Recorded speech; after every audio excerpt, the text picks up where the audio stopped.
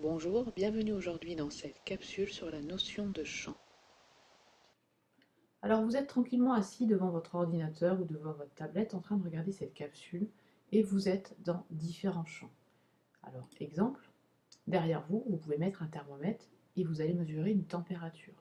Mais si vous déplacez ce thermomètre de l'autre côté de votre ordinateur ou de votre tablette, vous allez mesurer encore une température. Et si vous déplacez encore ce thermomètre, vous allez de nouveau mesurer une température. Quel que soit l'endroit de l'espace où vous placez ce thermomètre, vous allez mesurer une température. Prenons un autre exemple. Déplacez-vous et lâchez votre crayon. Il tombe, rien de surprenant. Mettez-vous de l'autre côté de votre ordinateur. Vous lâchez votre crayon, il tombe encore. Vous êtes dans un champ de pesanteur. Quel que soit l'endroit où vous vous trouvez dans la pièce, eh bien vous êtes soumis à l'action de la pesanteur. Prenons encore un autre exemple. Vous êtes aussi dans un champ magnétique. Prenez une boussole, mettez-la derrière vous, elle va vous indiquer le nord.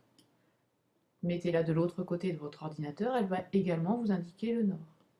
Vous êtes dans un champ magnétique. Alors le champ, c'est une portion de l'espace où l'on peut définir en chaque point la grandeur. Découpons l'espace en tout petits morceaux, ici voilà en 3 dimensions. Et nous allons travailler, nous, en 2 dimensions sur l'écran, voilà. Et on va découper donc en tout petits morceaux cet espace. Reprenons l'ordinateur avec le petit bonhomme. J'applique la grille sur cette portion de l'espace et je vais remplir dans chaque case, imaginons qu'elle soit vraiment très petite, la valeur de la température. Donc ici 22 degrés, etc. 23 degrés, 24 degrés, il doit y avoir un radiateur tout près d'ici, 24 degrés, etc. Puis les valeurs qui sont identiques, je vais ajouter un code couleur. Voilà, bleu clair, ça sera 22, vert clair, 23, rose clair, 24. J'ai donc ici un champ de température. En chaque point de l'espace, je peux définir la grandeur température. En chaque point, la température a une valeur. J'ai donc ici représenté le champ de température. Prenons un autre exemple. Ici, j'ai des éoliennes et nous allons représenter le champ vitesse du vent.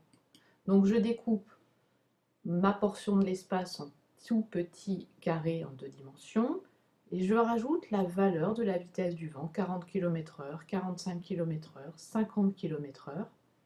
J'ai ici le champ de la vitesse du vent. Mais ce n'est pas tout à fait complet. Il me manque la direction, une information sur la direction du vent, une information sur le sens du vent. Donc on va rajouter d'autres informations. Alors comment est-ce qu'on pourrait rajouter la direction et le sens du vent? Eh bien, intuitivement, vous le savez bien, on va faire des petites flèches, ce qu'on appelle en mathématiques des vecteurs. Donc voilà une autre représentation du champ vitesse du vent. Nous avons toujours ce code couleur pour la valeur de la vitesse. Et puis en plus, j'ai des petites flèches qui indiquent la direction, donc ici verticale, et le sens, ici donc vers le haut. Donc ici, j'ai le champ de la vitesse du vent. Mais c'est un champ différent du champ de température. On va parler ici d'un champ vectoriel, car j'ai besoin de plus d'informations pour définir ce champ de vitesse du vent. Donc revenons à la définition d'un champ. Donc la grandeur, déjà, vous avez compris, c'est quelque chose qui peut se mesurer ou se calculer. Une masse, un volume, une pression, une température, une concentration, une absorbance. Ces grandeurs sont souvent accompagnées d'une unité, mais pas forcément. L'absorbance, par exemple, n'a pas d'unité.